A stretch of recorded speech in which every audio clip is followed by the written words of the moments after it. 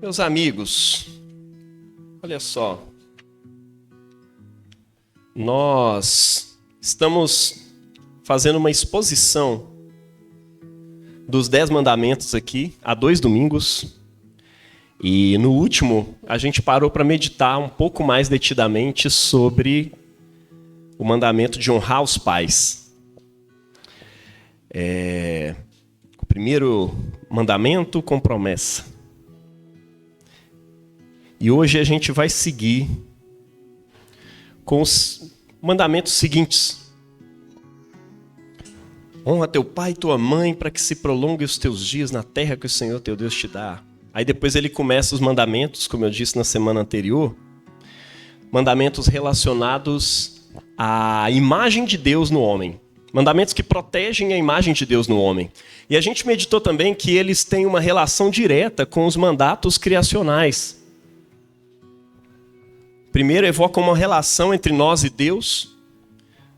Eu sou o Senhor, o teu Deus, que tira você da terra do Egito. Na criação, ele é o Deus que tira a gente do nada, ex nihilo, e nos cria a sua própria imagem e semelhança. Ele nos dá existência por causa do seu amor, ele nos salva por causa do seu amor. E depois nos dá mandamentos para que permaneçamos na liberdade. Por quê? Porque o povo de Israel foi escravo no Egito. Não ter outros deuses além de Deus significa libertação. Os deuses do passado escravizavam, justificavam sistemas de escravidão. As mitologias do passado justificavam a mulher ser menor do que o homem, menos digna. As mitologias diziam que certas pessoas foram criadas à imagem dos deuses, mas os outros foram criados para ser escravos. Somente os reis e os príncipes eram a imagem dos deuses, o resto era escravo, e a mulher era menos ainda. Quando Deus tira o povo de Israel desse meio, ele fala assim: olha, eu sou o Senhor teu Deus que liberta, e para que vocês permaneçam livres, não tenham outros deuses além de mim. E não façam de mim uma imagem que não corresponda àquilo que eu sou. A forma como eu me revelo a vocês. Jesus disse: Deus é espírito. Importa que seus adoradores o adorem em espírito e em verdade. Logicamente não é um mandamento contra a criação de artes e esculturas, desenhos e coisas de modo geral. Até porque o próprio Senhor ordena que Moisés construa uma imagem de 2 querubins em cima de uma arca. Em outros momentos ele manda que o templo seja adornado com imagens. Ou seja, o problema não era com as imagens, sejam elas pintadas, sejam elas esculturais, enfim, como for. O problema era a adoração. Ele diz claramente: não se prostrem diante delas, não as adorem e tudo mais. E assim, esse mandamento sobre a imagem, não fazer imagem de Deus, era exatamente para proteger a imagem do Deus Todo-Poderoso. Ele não está nem falando dos outros deuses, não. Os outros deuses entrou no primeiro mandamento. O segundo aqui está falando a respeito de você pegar Deus e transformar ele numa imagem, seja ela a representação mais importante para você que for. Por exemplo, o povo de Israel entendia que força, inclusive El, de Elohim, o Aleph parece um chifre de um touro, né, no hebraico. Por quê? Porque touro ali significa força. Então eles pegaram um novilho, pegaram um boi, um touro, bem forte, fizeram uma imagem e falaram: esse é o nosso Deus que nos tirou do Egito. E Deus falou: não, isso aí vocês não vão fazer. Vocês não podem criar imagens de mim, porque essas imagens não correspondem ao que eu sou. Seja em cima do céu, ou embaixo na terra, ou qualquer outra semelhança. Sabe por quê? Como a gente disse na semana passada, quando Deus terminou de criar o mundo, feito um templo, e a narrativa lá do Gênesis é uma narrativa usada, é uma estrutura usada nos tempos antigos para falar da criação e da preparação de um templo, Deus coloca a sua imagem no templo, chamado terra. Adivinha que imagem é essa? O homem e a mulher. O ser humano. Você foi criado à imagem de Deus. É a imagem que está ali naquele templo. que não pode ser profanada. E por conta dessa imagem que é protegida ali no segundo mandamento, porque a gente tem que santificar o nome de Deus, porque a gente não pode profanar o nome do Senhor. E aí ele traz outro mandamento a respeito de você descansar sabendo que Ele é Deus. Separe um dia de descanso para vocês. E não descansar é pecado, porque você parte do pressuposto que você é o seu provedor, é você que dá o seu pão de cada dia, né? Então logo ele começa a proteger os mandamentos através dos pais, né? Ele diz, honra teu pai e tua mãe. E logo após ele começa mandamentos a respeito de proteger a sua imagem agora. Não de imagens de esculturas feitas para apontar e dizer quem é Deus. Agora ele está protegendo a sua imagem que ele já criou. Ele está protegendo aquele que foi criado à imagem e à semelhança de Deus. Estamos tendo algum problema aqui de áudio. Vamos ver se a gente consegue resolver isso. Aí, melhorou. Tava por aqui o problema. Alterou alguma coisa aí? Não, né? Perfeito. Olha só, ele estava protegendo a princípio a imagem dele de imagens que são feitas menores do que o que ele é, certo? Agora ele começa a proteger a sua imagem que foi feita à imagem e semelhança dele, que é o ser humano. Ele começa a dizer, não matarás. E a gente leu na semana passada, por que não matarás? E está lá em Gênesis, em outros livros também vai dizer, vocês estão matando algo que é a imagem e semelhança de Deus. E quando você rouba a vida de alguém que foi criado à imagem de Deus, é ofensivo para Deus, porque você está chutando a imagem dele, você está entendendo? Quando você permite, como eu disse semana passada, né, que uma população, parte de uma população dentro de um país, dentro de um estado-nação, né, perca seus privilégios ou não seja tratado com igualdade, seja um dos sexos, seja alguma etnia ali dentro, ela não seja tratada ali como igualdade, e você não protesta contra isso, ou você não age para que isso não seja feito, você está também pecando contra a imagem de Deus. Haja vista o que foi feito ao longo da história, quando se começou a fazer tráfico de pessoas negras, lá na Idade Média, ou final da Idade Média, por ali e tal, começou-se a criar um mercado, né? E homens santos, inspirados por Deus, começaram a proclamar, a levantar sua voz contra isso e serem zombados dentro da igreja da Inglaterra, dentro da igreja anglicana. Século XVIII, nosso irmão evangélico e anglicano, William Wilberforce, começou a trabalhar em relação a isso, né? Ele chegou no seu pastor, John Newman, e disse para ele, olha, eu quero ser pastor, Deus está me chamando, eu me sinto vocacionado. E ele falou, olha, a Inglaterra está cheia de pastores. Estão cansados de pastor já. Você tem um dom, trabalha com o teu dom, seja um senador, seja um político. Você é um político. Trabalhe na política para a glória de Deus. E o que é um político que faz um trabalho para a glória de Deus? Alternativa 1, ele cria uma bancada evangélica. Alternativa 2, ele beneficia igrejas. Alternativa 3, ele faz justiça no mundo de Deus. Meus irmãos, um político, ele protege a imagem de Deus, promovendo justiça no mundo que foi criado por ele.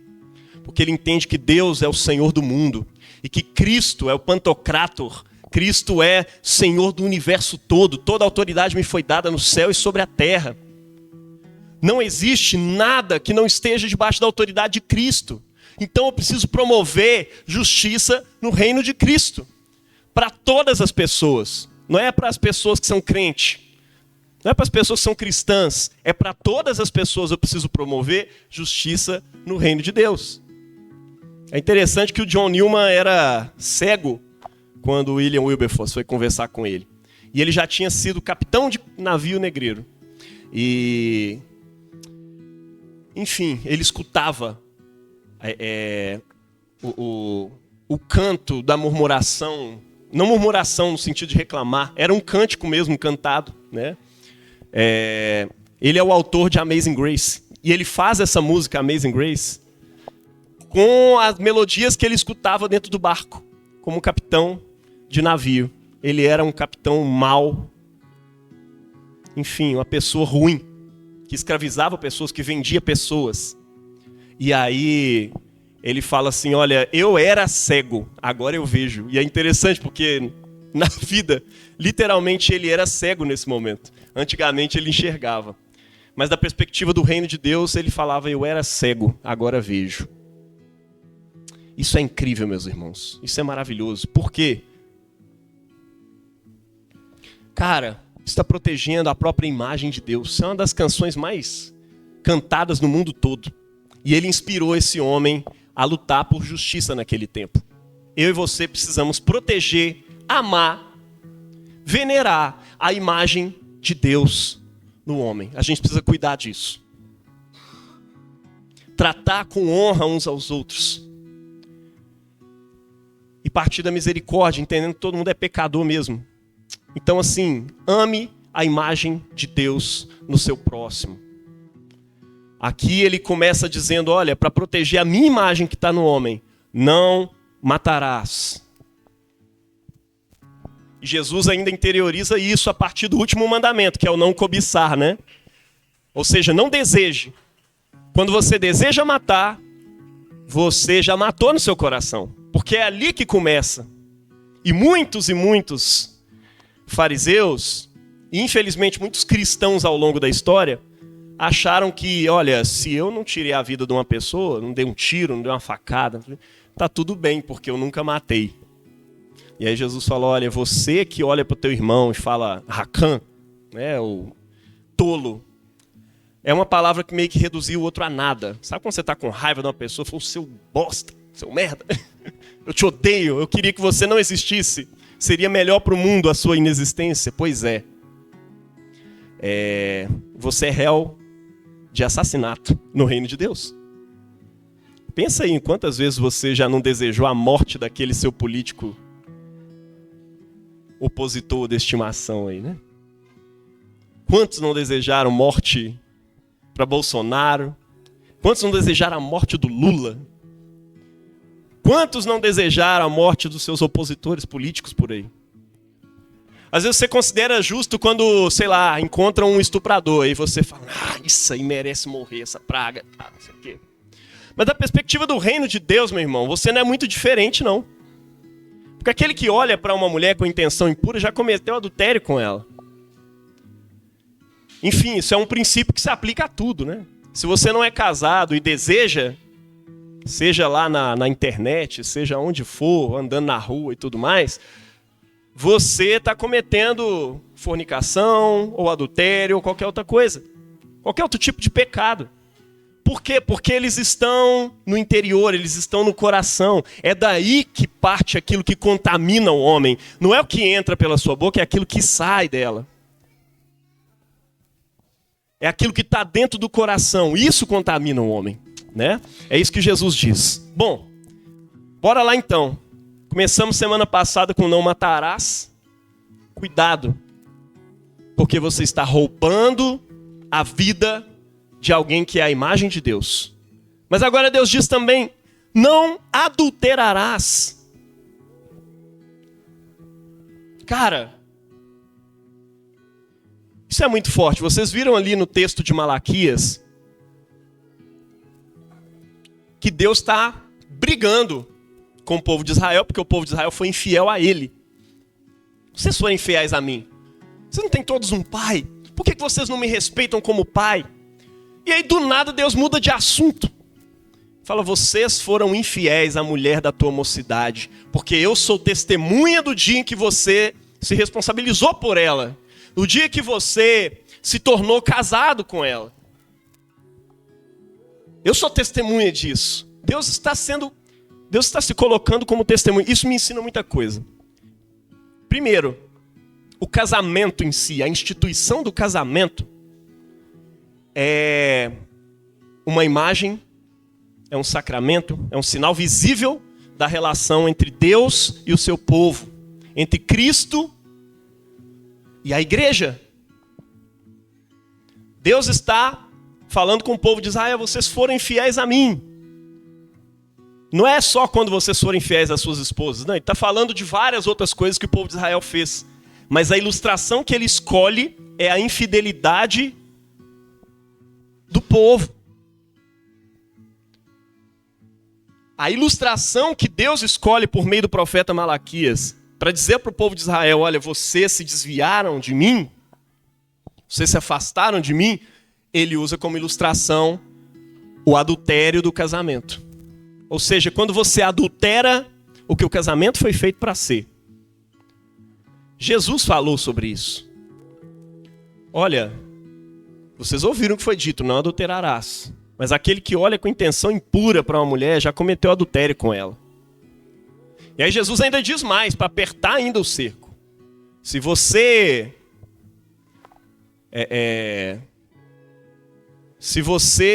se separar e casar de novo, você está cometendo adultério. Você está submetendo o outro a ser adúltero também. Muita gente usa isso hoje para poder pesar a onda dos irmãos que se divorciaram um dia, né, e tudo mais. É claro que adultério é muito mais do que traição em si, né, de pegar a outra pessoa e tudo mais. Mas eu quero trabalhar isso aqui com vocês antes. Jesus só dá uma justificativa para separação, né, para o divórcio. Porque ele fala assim, ó, Deus, o Senhor, odeia o divórcio. Mas em alguns casos ele precisa existir. Mesmo que seja o último dos últimos casos. Porque pra gente é isso, né? O divórcio é uma coisa que deve acontecer no último dos últimos casos. Fora isso, você luta pelo casamento, enquanto você tem força. Agora, tem certas coisas que a gente não suporta. O que é traição? O que é adultério? Adultério tem a ver com adulterar algo. Por exemplo, você pode adulterar uma bebida colocando alguma coisa dentro dela. Você adultera uma água, você adultera uma receita. Ou seja, você está mudando, trocando aquilo ali. Você está pervertendo a natureza de algo. Alguns entendem que só quando tem traição que você pode separar, né? Alguns ficam assim, Deus, faz meu marido me trair, Senhor. Faz minha mulher me trair, Deus, que aí eu vou poder ir para outra. É melhor do que os outros que ficam assim, Deus, faz minha mulher morrer, Senhor. Já vi isso, gente. Já vi casos de homens que estavam orando para que suas esposas morressem. Para que eles pudessem casar de novo, porque estava apaixonado com outra e não podia, porque ia transgredir esse mandamento. Mal sabia ele que já tinha transgredido esse mandamento, há muito tempo no seu coração. Mas esquecem as palavras de Jesus e usam elas como uma lista de regras, né? Os fariseus andavam assim. Os fariseus eram assim, olha, nós nunca traímos as nossas esposas. Né? E Jesus meio que revela o coração deles. Olha, vocês olham para uma mulher com intenção impura, vocês já cometeram adultério já, tá? Só para lembrar. Porque vocês estão aí achando que vocês não são culpados porque vocês não fizeram. Vocês não mataram, vocês não assassinaram alguém. Vocês não beijaram outros lábios além dos das suas esposas. Mas, vocês desejam isso todos os dias. E você está quebrando uma aliança que foi feita. É engraçado porque no livro de Malaquias está dizendo que, eu sou testemunha do que você prometeu e agora está quebrando. Casamento, meu irmão, é coisa séria. Não quebre à toa, porque muitas vezes você pode quebrar isso à toa. Acabar com isso na sua vida. E é muito fácil romper algo. Construir é muito difícil, porque é uma construção que leva tempo, meu irmão. Casamento não é qualquer coisa para Jesus.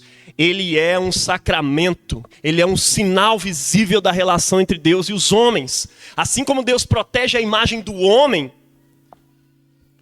da violência, da opressão, Ele protege o casamento. Eu sei que tem muitos irmãos hoje em dia que são os defensores da imagem de Deus no outro. quando se trata do pobre, quando se trata do oprimido, da mulher, do negro, isso é muito importante. Mas você tem que entender o seguinte: a família também você precisa defender. Porque há 2 mandamentos falando sobre isso. Um sobre honrar pai e mãe e outro sobre honrar o matrimônio que foi feito entre vocês. O casamento ele seja tomado em maior, mais alta honra, mais alto prestígio entre vocês. É por isso que a gente não fecha com nenhuma agenda. Nem com a agenda da família e nem com a agenda da justiça social. Ou pelo menos com a agenda partidárias, né? Porque a gente defende coisas e ama coisas que os coleguinhas vão olhar para nós e dizer: ah, aí você está parecendo o pessoal do outro lado. Haja visto que os irmãos aí de direita vivem sendo chamados de comunistinha pelos amigos conservadores. E os irmãos de esquerda direto são chamados de: ah, você é pelego, você na verdade é de direita, você é um conservador. Por quê? Porque os valores do reino de Deus estão dos 2 lados ali dessa história. E não é tudo dos 2 lados, e o problema é esse. Você pode ser um conservador, você pode ser um progressista, não importa. Mas quando os valores do teu partido se chocarem com os valores do reino de Deus, é aí que a gente vai ver se você é cristão. Porque antes de tudo, você é filho de Deus, você obedece Jesus. Antes das leis deste mundo, nós temos essas leis aqui, que não estão mais na pedra, elas foram gravadas em nosso coração pelo Espírito Santo. Nós respeitamos essas leis antes de tudo. Você, cristão progressista, precisa ser um exímio defensor da família. Você, cristão conservador, precisa ser um exímio defensor da justiça social e se arrepender de falar mal dos direitos humanos, em nome de Jesus.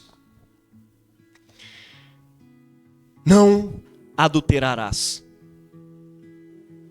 Homens que tratam mulheres com violência e vice-versa.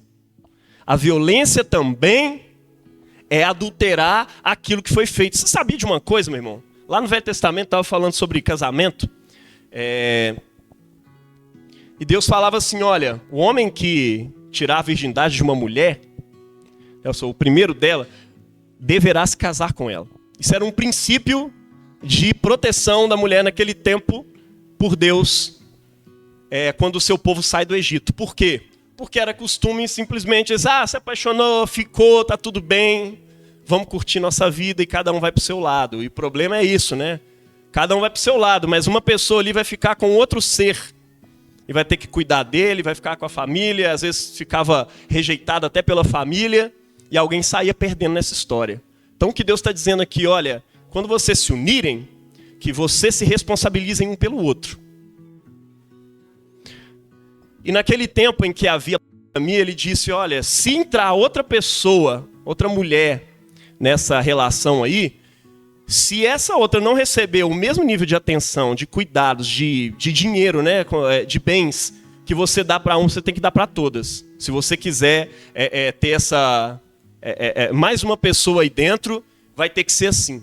E se ele não prover, a mulher é livre para sair fora desse relacionamento. Veja, a lei do Senhor tratava desse jeito a questão do casamento lá no Velho Testamento.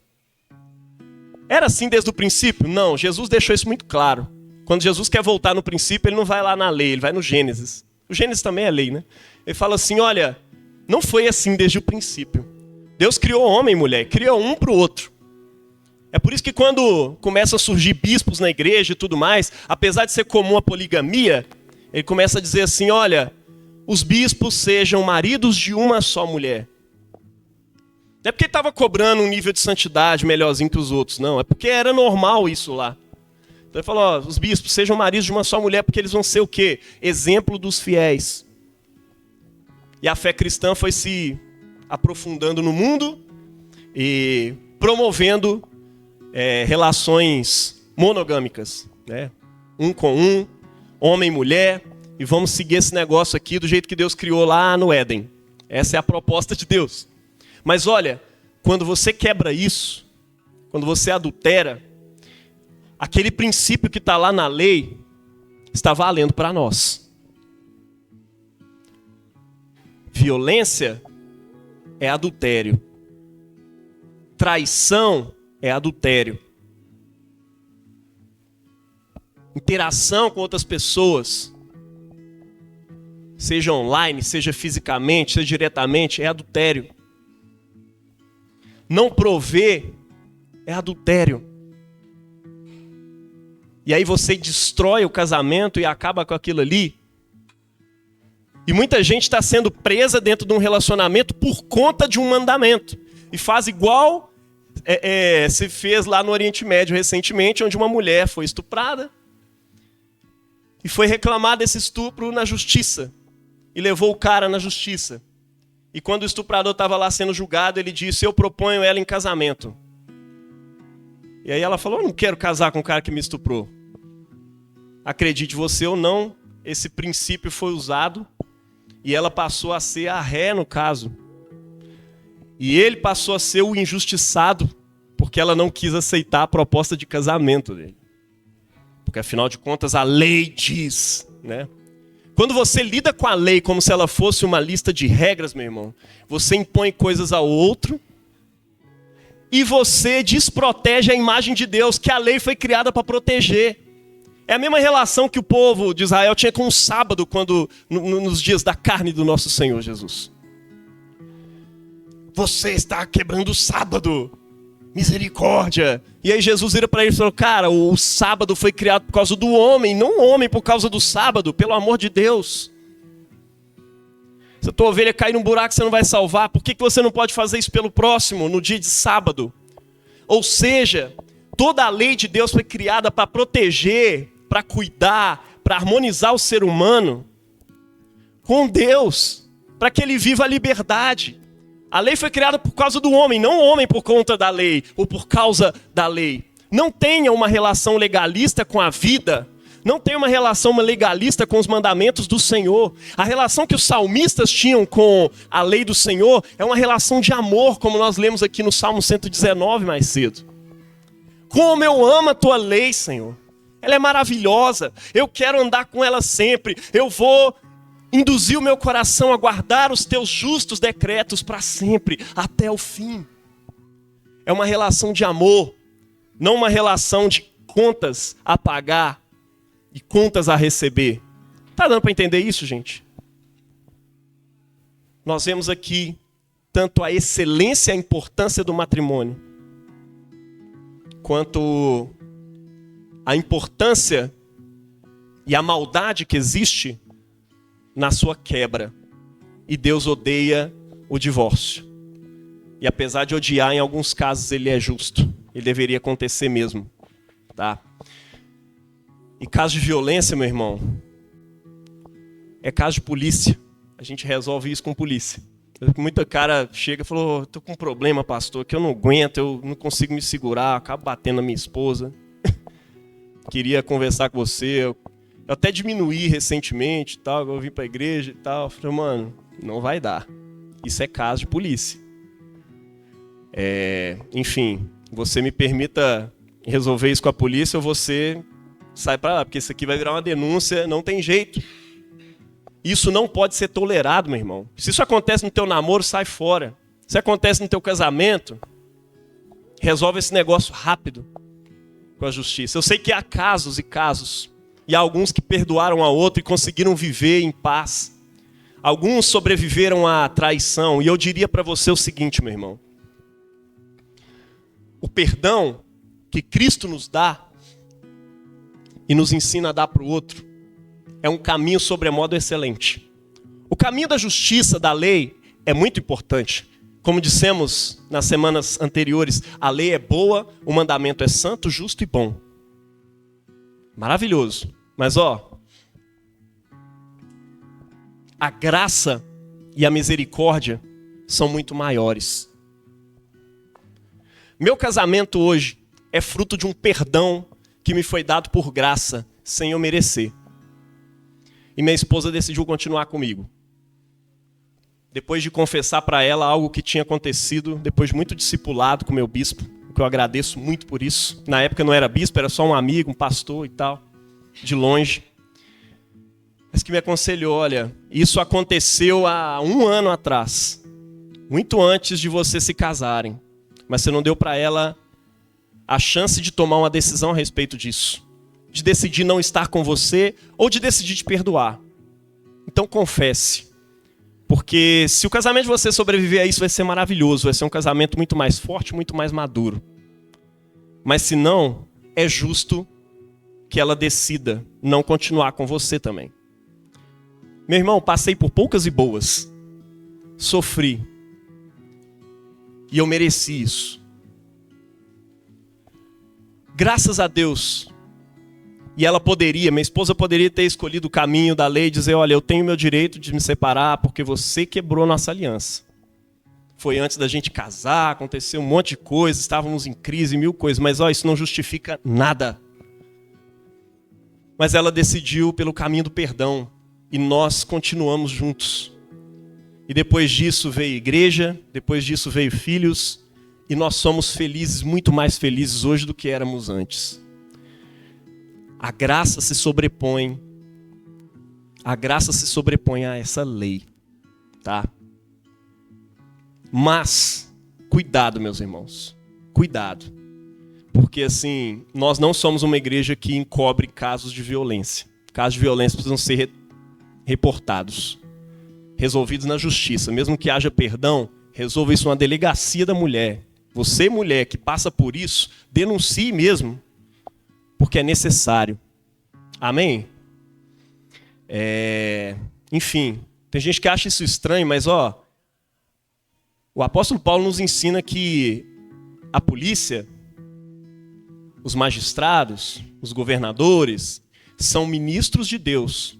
Eles podem ser ou não ser cristãos, não importa, eles são ministros de Deus, no mundo de Deus, para executar a justiça. Então assim, eles vão trazer a espada, se necessário. E, enfim, vai honrar se for o caso. Então assim, que vocês sejam perseguidos por conta da justiça e não por conta da injustiça. Amém? É isso. Não adultere. Não furte aquilo que é do seu irmão. Afinal de contas, ele é teu irmão e ele é a imagem de Deus. Furtar, tomar algo que é do outro, e tem gente que furta não é só coisas materiais, né? Tem gente que furta a produção cultural de alguém, a produção intelectual, ganha dinheiro em cima da produção do outro, ganha o crédito por algo que outro fez. Quantas vezes isso não acontece na universidade, né? Produz algo. Quantos professores não tem, tipo assim, os professores nem lê os artigos. Eles estão ganhando um monte de pontos. Aí joga lá nos seus alunos, fala, produz aí para nós. E põe meu nome aí. Porque tem que ter o meu nome para você ser colocado na revista. Então a gente troca isso aí. Você escreve o artigo, eu te dou o nome aí, você entra de boa. E às vezes nem lê e tá, né? Cara, tem gente que ganha o crédito por coisas que não fez. Isso é furtar também. Tem gente que quer furtar, quer assassinar a reputação dos outros. Isso também é parte do que é matar. É ofender a imagem de Deus no outro. Não tome posse do que não é seu. Eu acho isso tão importante, mas tão importante, que eu descobri que tem uma lei no Brasil sobre você achar pertences dos outros na rua, dinheiro e tudo mais, né? Até então eu só pegava e falava, glória a Deus, ganhei.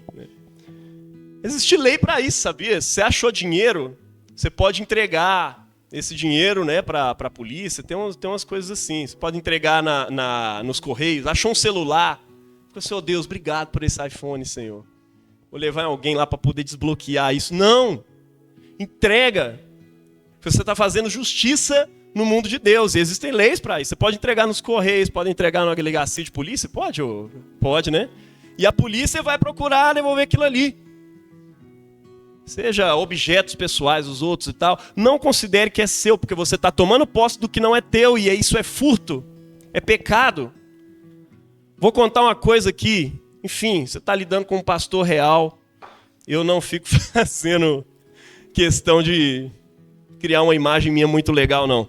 Mas olha, estava eu na universidade há muitos anos atrás, crente.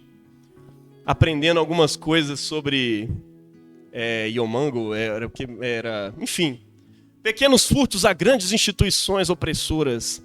Entrei eu no Carrefour, falei, hoje eu vou bater de frente contra o sistema. Eu estou com fome, não tenho dinheiro para comprar e eu vou furtar um biscoito recheado, que eu adoro biscoito recheado. Peguei eu lá o biscoito recheado, saí andando ali na Americanas. Não, o dono da Americanas vai nem sentir isso aqui no bolso dele. Mas deveria, não sei o quê, eu tenho direito de fazer. Fui andando. Quando cara, começou a pesar na minha consciência. Começou a pesar na minha cabeça. Cara, o que eu estou fazendo? Meu Deus. Eu ouvi um outro evangelho e eu achei que eu tinha que fazer isso, mas isso está errado. E eu fico imaginando o pessoal, tipo assim, se eu saísse na maior naturalidade, ninguém ia me pegar realmente. Mas eu tô saindo assim com aquele negócio, eu comecei a travar, a parar. Falei, gente, eu não posso fazer isso. Eu comecei a tremer. Falei, gente, isso é temor de Deus. Eu preciso me arrepender desse rolê. Vou voltar e vou devolver esse negócio. E coloquei aquilo lá. Falei, Deus, me perdoa. Que viagem a minha. Não furtar não é só porque você está tirando de alguém que tá sem, sabe? Furtar é furtar, irmão. Então não furta de ninguém. Ah, não, mas ele era muito rico, tá tranquilo. Não furte mesmo, né? E é claro, esse pecado é muito menor. E existe sim tamanho de pecado, porque Jesus fala sobre isso, né? Maior pecado tem aqueles que me trouxeram a ti, né? Enfim, existe mesmo negócio de tamanho de pecado. A tradição cristã trabalha com isso, inclusive. Maior pecado, muitas vezes até o dono do Carrefour, por tratar os seus funcionários de modo completamente injusto, né? Ou por organizar um sistema que funciona de modo racista e, enfim, vocês já sabem a história, como é que foi. Meus irmãos, ofender a criação de Deus também. Né? Os caras chutaram até cachorro, foi lá também, né? Olha só, foi o Carrefour também. Mas enfim, cara, não estou fazendo propaganda contra o Carrefour, não. Mas, tem várias instituições que fazem isso. E o apóstolo Tiago, ele fala sobre o salário dos teus empregados, que não foi pago, está clamando por justiça aí, cara. Você não pagou? Patrões que demitem os seus empregados e falam assim, não vou te pagar não, viu? Entra na justiça, eu te pago por lá, porque assim eu posso te pagando devagarinho e eu não vou sentir a minha responsabilidade que eu tinha na minha relação de patrão-empregado com você. Muita gente faz isso. Ou para não pagar seus direitos, manda você abrir um CNPJ. Abre lá, eu te pago aqui por fora e tal, não sei o quê. Eu vou me eximir de todos os meus problemas. Né? E aí depois você fica doente e fala, porque eu não tenho obrigação nenhuma de poder te render aí agora, poder cuidar de você, porque assim, ninguém mandou você entrar em depressão. Ninguém mandou você tropeçar e se machucar, né? Gente, relações injustas também são pecado, isso é furto. E assim, há pecados sociais também, há sociedades que se organizam furtando a vida das pessoas. Impedindo o trabalhador de ter acesso a bens culturais e materiais que ele mesmo produziu. Isso é pecado também, velho. Tá entendendo? Há coisas que a gente participa delas. E a gente precisa pedir perdão a Deus sempre. Pedir uma sociedade mais justa. E fazer isso na hora de votar também, né? Orar por isso e tudo mais. Amém? Não furtarás. Não dirás falso testemunho contra o teu próximo. Caras, isso aqui naquele tempo era assim. Pelo testemunho. Pela boca de 2 ou 3 testemunhas, tudo é confirmado. A princípio não era testemunhas homem, né? Depois de um tempo virou isso, os homens. O testemunho de mulher não vale. Passou a não valer depois, né? Dentro desse, enfim, afundamento de Israel no pecado ao longo da história. Mas, quando você testemunhava contra alguém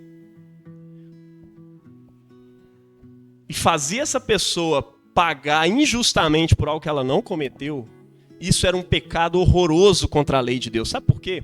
Porque além de ofender a imagem de Deus no outro, você ofendeu a lei. Você fez a lei se tornar injusta para uma pessoa. Você tem noção disso? Agora, pensa nos dias de hoje, quando você calunia alguém. Quando você calunia uma pessoa, meu irmão, tem até crime relacionado a isso. Um crime de calúnia está relacionado a esse mandamento. A maior parte do nosso sistema legal é baseado nos 10 mandamentos. Tá?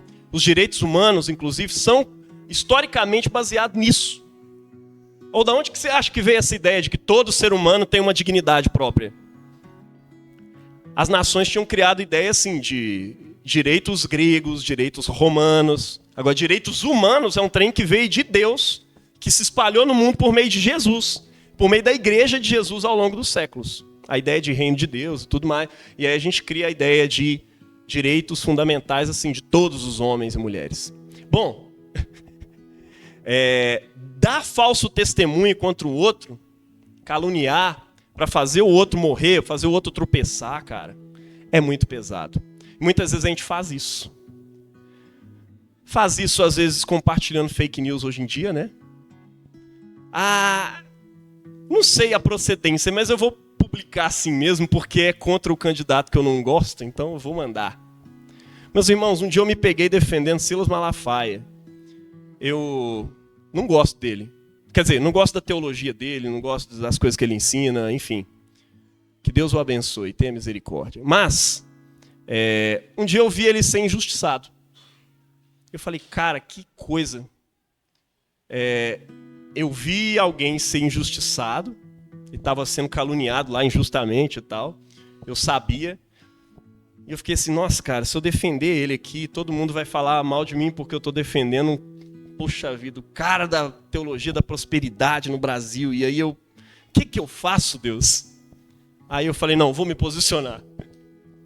Gente, isso aqui é injusto, cara. Você não pode fazer uma coisa dessa e tal, não sei o quê. Aí veio alguém e falou, velho, você está defendendo Malafaia agora? Eu falei, não, a questão não é defender por causa do nome ou de ciclano ou de fulano. A questão é, eu não me alegro com a injustiça. Isso é pecado e a gente não pode fazer. Seja com um político, seja com Bolsonaro, seja com Lula, seja com Engels, seja com Fuad. Quantas vezes nós não temos visto coisas diversas aí? Em São Paulo teve um candidato que caiu por conta de calúnia no final das contas, inventando documento. Pelo menos assim, é o que foi noticiado, né? Vai saber, essas notícias são bem complicadas hoje em dia.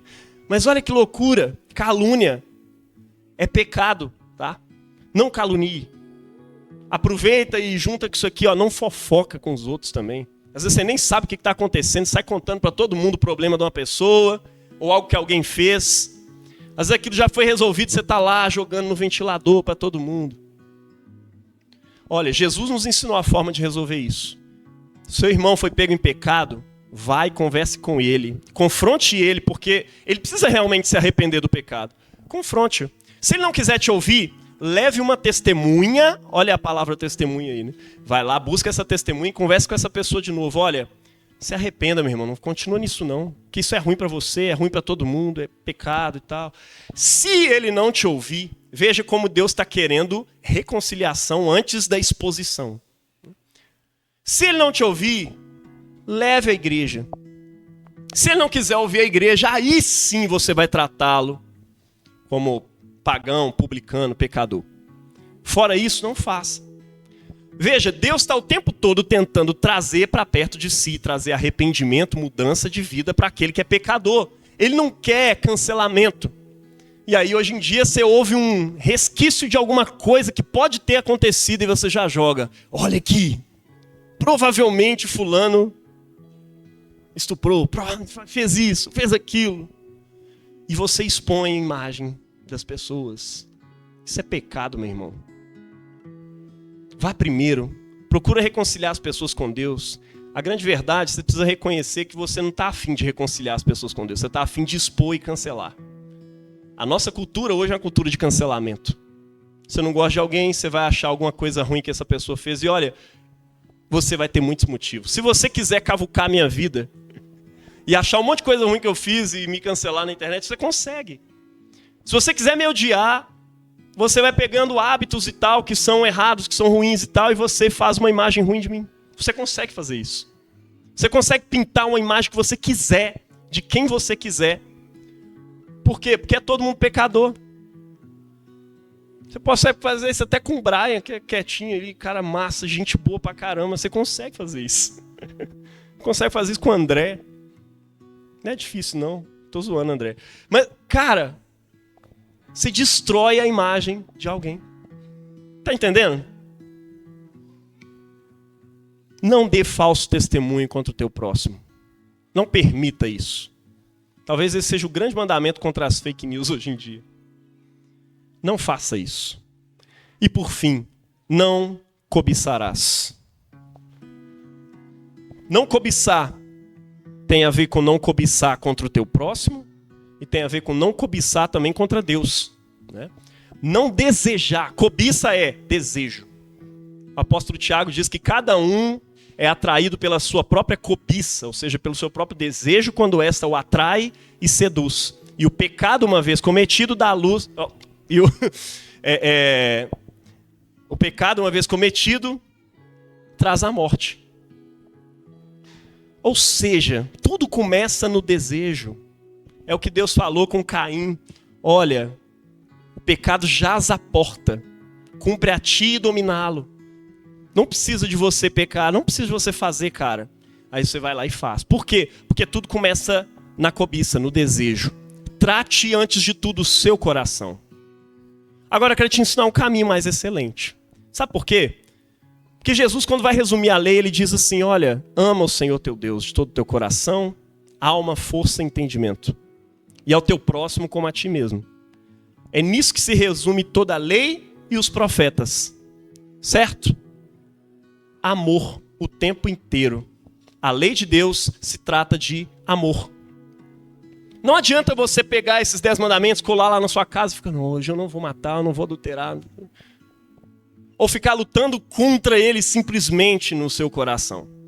Porque quanto mais você tenta acabar com um hábito ruim, mais você reforça ele e você volta a praticá-lo. Como que eu vou fazer então? Eu vou aprender a amar a Deus. Sabe por quê? Pecado é sobre amor. O cristianismo não é sobre você odiar coisas ruins, simplesmente. O cristianismo é sobre você ficar lutando contra os seus desejos. Cristianismo, fé cristã, é sobre aprender a amar aquilo que é digno de ser amado. Antes de tudo, a Deus. E quando você ama a Deus, imediatamente ele, como um prisma, joga esse amor sobre o seu próximo. Se você aprende a amar a Deus, você vai amar o seu próximo. Se você aprende a amar a Deus, você não vai descumprir nenhum desses mandamentos, porque todos eles se resumem em amor. Resumindo para você, meu irmão, eu não estou expondo esses mandamentos aqui para vocês ficarem lá verificando o que está na sua vida de errado ou não. Eu estou expondo eles para vocês para mostrar como é maravilhosa a lei de Deus, como ela nos expõe o que é o amor. E mais do que tudo isso, para que você aprenda a amar a Deus acima de todas as coisas. Porque quando você o amar, os pecados os mandamentos não vão ser transgredidos. E quando forem transgredidos, você vai continuar contando com um amor sobreexcelente, maravilhoso, do Altíssimo sobre você. O Deus que não odeia o pecador e não quer que ele morra, mas quer que ele se arrependa e viva. Amém? Esse é o nosso Deus. Amemos ele. Amemos o Senhor acima de tudo. Amar, amar e amar. Aquele fariseu, o mestre da lei, ele falou assim com Jesus, Jesus, você respondeu certinho. Porque é isso mesmo, tem que amar a Deus sobre todas as coisas e ao teu próximo como a ti mesmo. Não existe mandamento maior do que esse. E aí fala assim, Jesus, vendo que ele respondeu sabiamente, disse, você não está longe do reino de Deus. Significa, você não chegou ainda. Porque você é sábio, você sabe o que fazer. Você está levando a lei a sério. Você não é um transgressor. Mas falta uma coisa ainda para você chegar lá. É o amor. ame a Deus. Ame a Deus de todo o teu coração. Ama o teu próximo radicalmente como você ama você mesmo. Isso não é um método para você entrar no céu, porque a salvação é pela graça de Deus, mediante a confiança em Cristo, mediante a fé em Cristo. Deus nos dá essas leis para que nós permaneçamos na liberdade para a qual Ele nos chamou, para que nós glorifiquemos Ele, para que nós sejamos gratos a Ele o tempo inteiro. Praticar a lei, meu irmão, é ato de ação de graça. A lei é sobre graça. Amém? Vamos colocar de pé e vamos orar.